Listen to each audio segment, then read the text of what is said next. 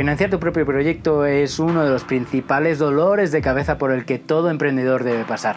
Pero, ¿ya sabes cuáles son los principales métodos de financiación que existen?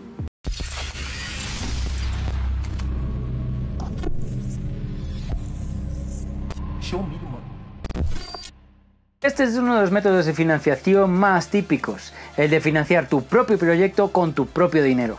Y lo creas o no, es uno de los más importantes, porque si más adelante planeas buscar inversor, es muy difícil que inviertas si ve que ni tú mismo crees lo suficiente como para apostar tu propio dinero en él. Friends, Family and Fools, las 3 Fs que hacen referencia a familia, amigos y tontos. Y que suelen ser la gente más allegada a ti de tu entorno que te apoya y que no serán tan estrictos ni tan condicionantes como suele ser un banco o un inversor.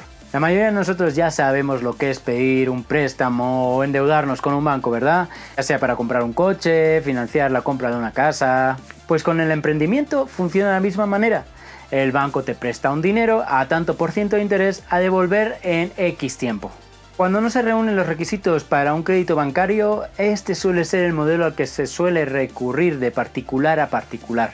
Y lo malo de este tipo de financiación es que sus intereses suelen ser más altos que los que te daría un banco. Y luego están los inversores, entre los que encontramos los business angels y las operaciones de capital riesgo. En ambos modelos suelen ser inversiones de mucho dinero a devolver en 5 años y con participaciones en la empresa. Este modelo de financiación ha cobrado mucha popularidad en los últimos años gracias a plataformas como Kickstarter. Se trata de micropréstamos de particulares a un tiempo determinado y cuya inversión o participación les da ciertos beneficios a los inversores. Esto, claro, depende mucho del proyecto financiado.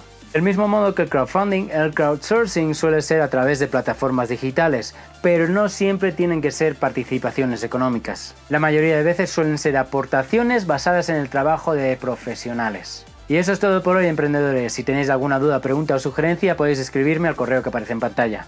Mi nombre es Adrián Muñoz y este es el blog del emprendedor.